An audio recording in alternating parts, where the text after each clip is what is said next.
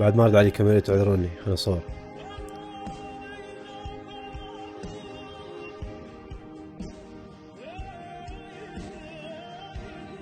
القصة وما بيها هاي خلصت، فهمتوا؟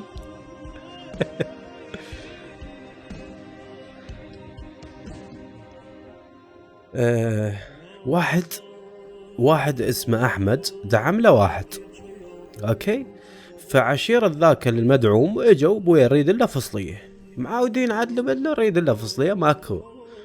فهذا الابو يكرههم، امهم ميتة هم اثنيناتهم، احمد واخته ملاك.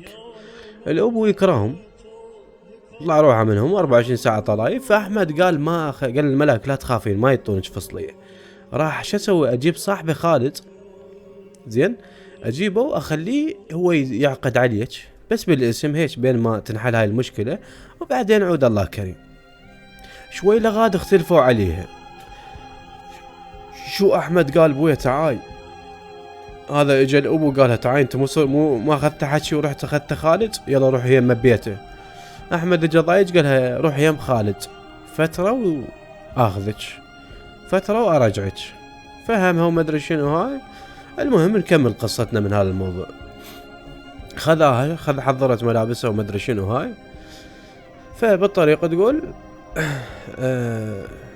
كنا اكو موكب مشغل قصيدة باسم الكربلاء او بغربتي وما حد اللي يدورك، عيني عشنا العمر ما نفترق، الحلو والمرة. المهم تقول وقعد دمعت على خدي، غمضت عينه بقوة، اتمنى فتح عينه والقى كل اللي صار مجرد حلم، بس تبقى كلمة اتمنى كبيرة. مسحت دمعت وانا اسمع احمد يقول وصلنا ملاكي، يقول درت وجهي اشوف رجال لابس قميص ابيض وشعره نازل على عيونه، بصعوبة قدرت اشوف عيونه، من انتبه لي خزرني وشدت قبضة ايده على سبحته.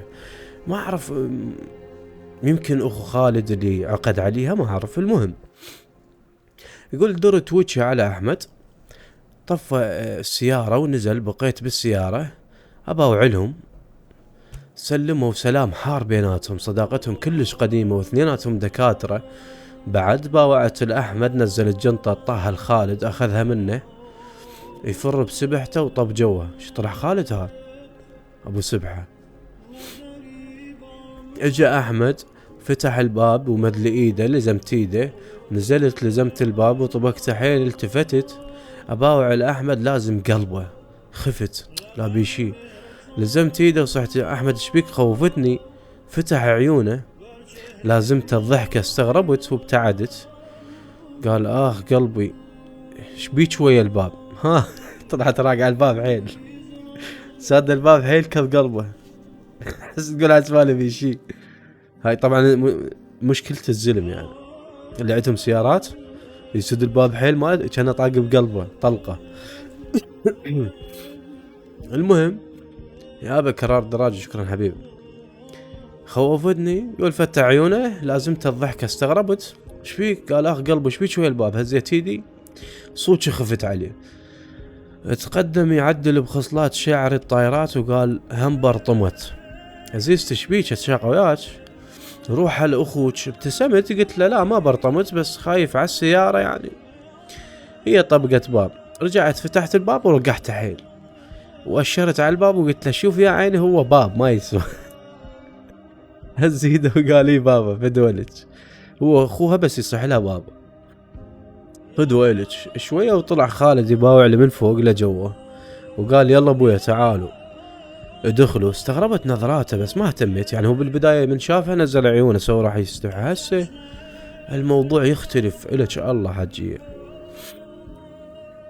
المهم استغربت نظراته بس ما اهتميت، لزمت بايد احمد ودخلنا سويه وصوت كعب يرن البيت طق طق. كان ضخم وحلو مرتب من برا، ورغم نظافته ما ردت تدخل بالكعب مالي جوا. استندت على الحائط ومديت ايدي افتح الكعب.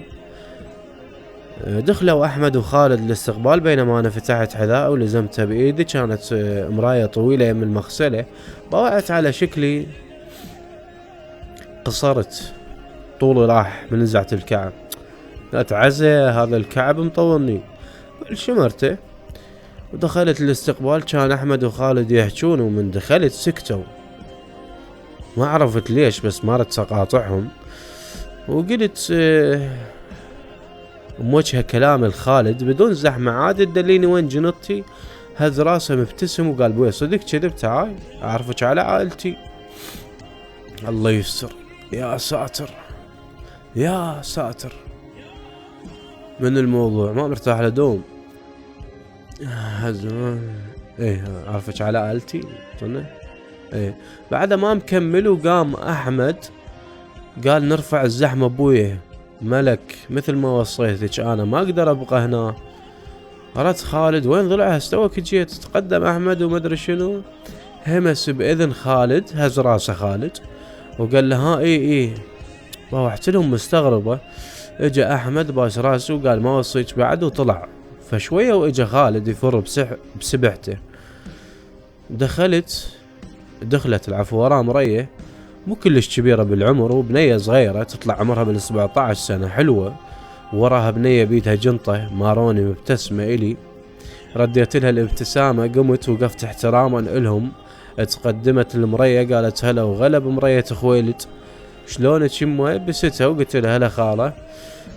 عرفتها ام خالد، تعرفت على اخته والبنية الثانية وقفت قبالها مبتسمة. مديت لها ايدي مصافحة وضحكت. قلت لها اكيد انت اخته. ضحكت، تغيرت ملامحها للجدية وقالت لا حبي انا خطيبته.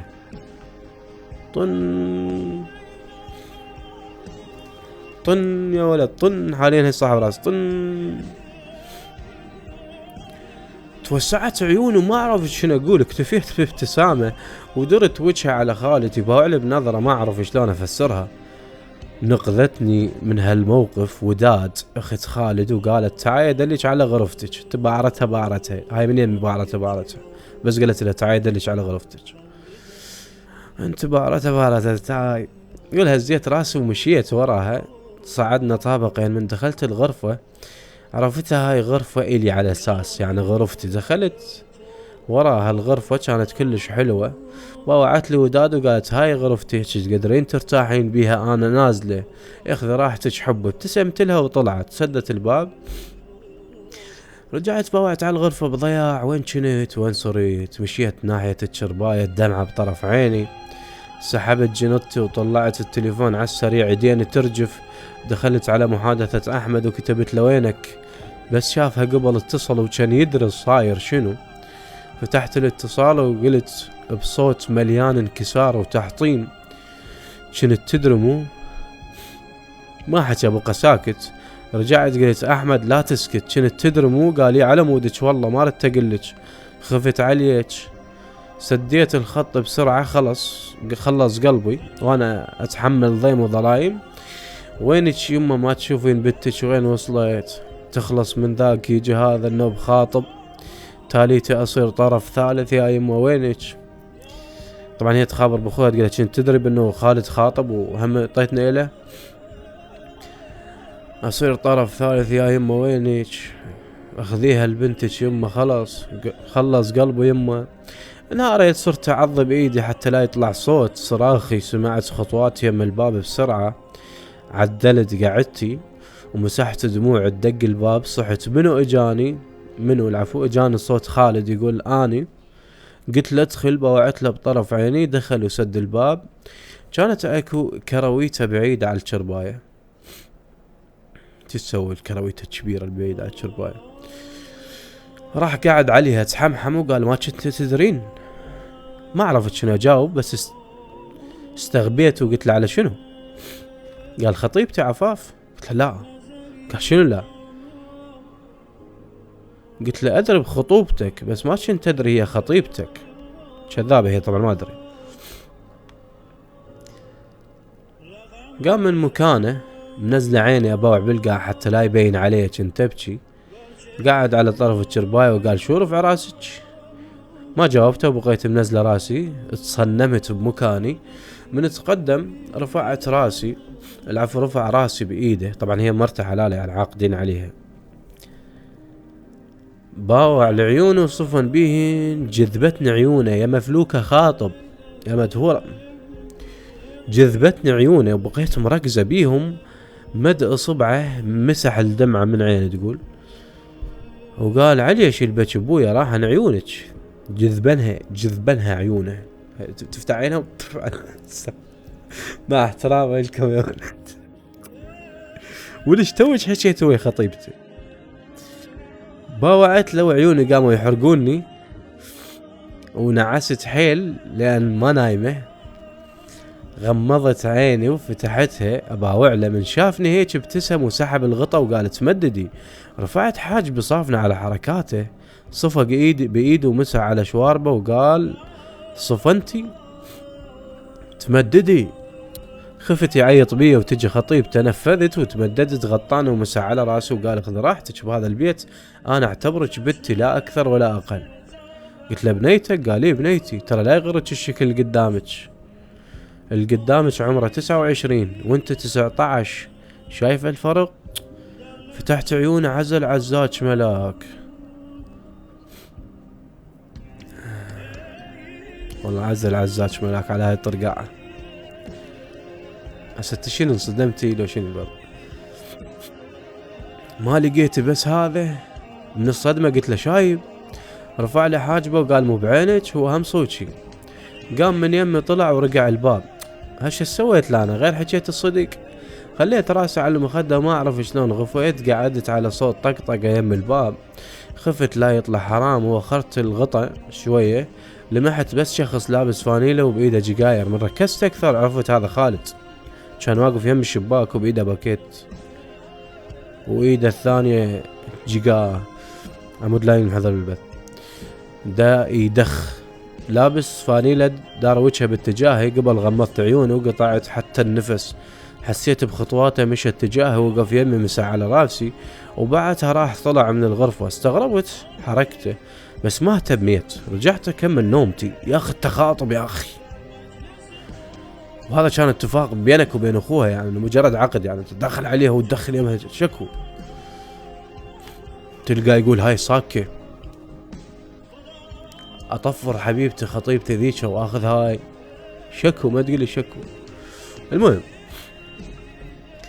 استغربت حركته بس ما اهتميت، رجعت اكمل نومتي. الثاني يوم قعدت بنشاط، طبيت سبحت، لبست تراك، التفاصيل يا اخي، وردي وصبغت ظافيري وربطت شعري، دا اشيل المنشفة وندق الباب. صحت ادخل، انفتح الباب دخلت وداد مبتسمة قالت اويلي ايش طالعة؟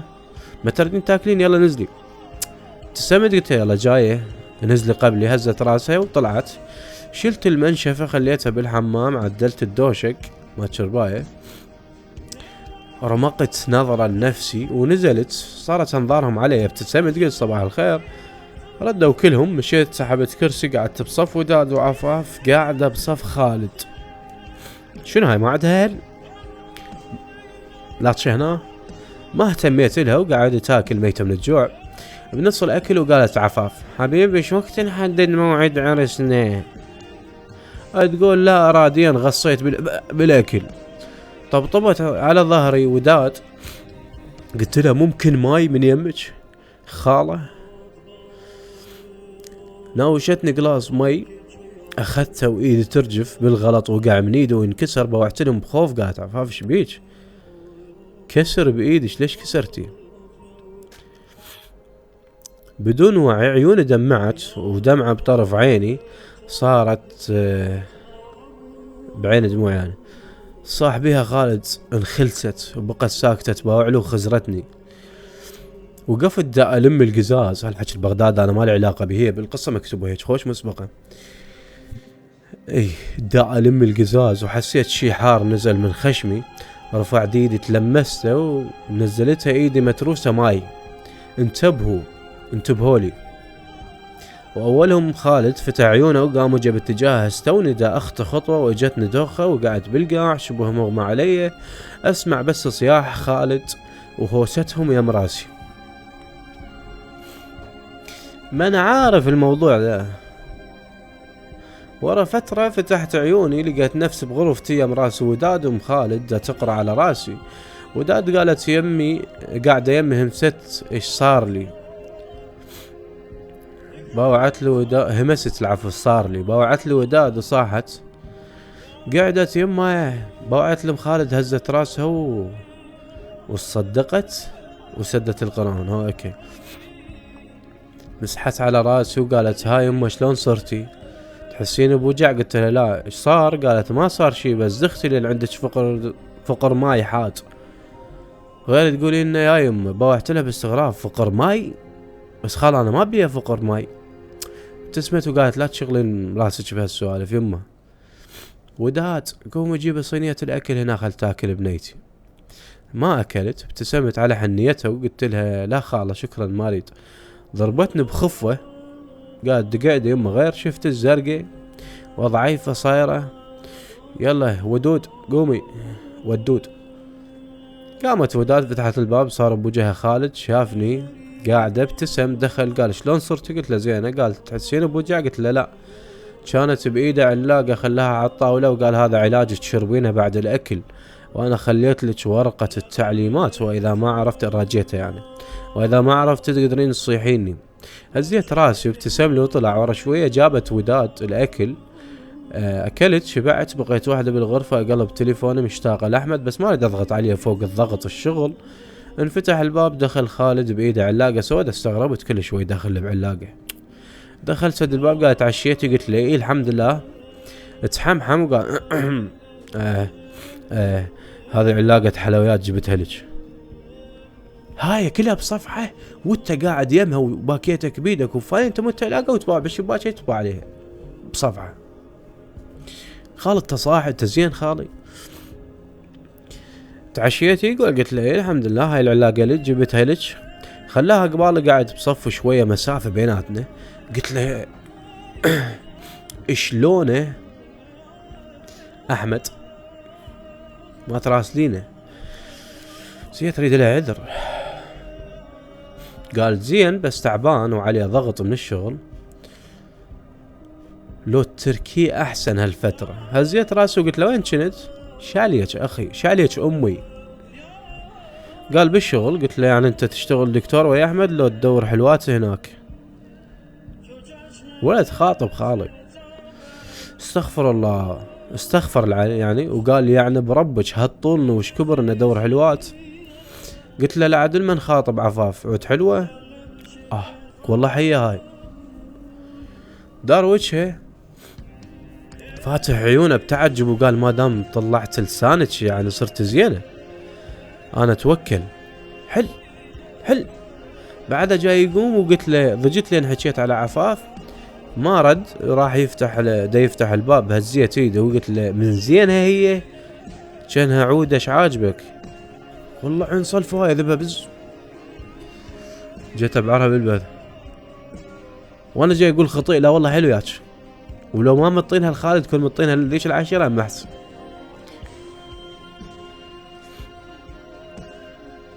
ايش عاجبك بيها؟ ولو انت شايب وهي عودة وانت شايب تلوقون البعض.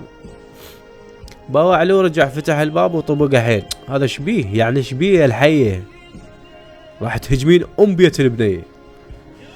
سحبت العلاقة فتحتها بها انواع حلويات خطية. كسر خاطري جايب لي حلويات وانا ضوشته. قلت اقوم اعتذر منه. لا والله نعم الله عليك من طيب اصلك. شمرت العلاقة واخرت الغطا. قمت فتحت الباب مشيت ناحية غرفته كانت مفتوحة شوي. استغربت اكو واحد يترك باب غرفته مفتوحة. هزيت ايدي مشيت اقتربت من الغرفة عدلت شعري ابتسمت. هستوند ادخل الغرفة وشفت منظر بشع لدرجة لعبت نفسي وعيوني غورقت. ما توقعت لهالدرجة يكون نذل وانا اللي ببالي شخص زين.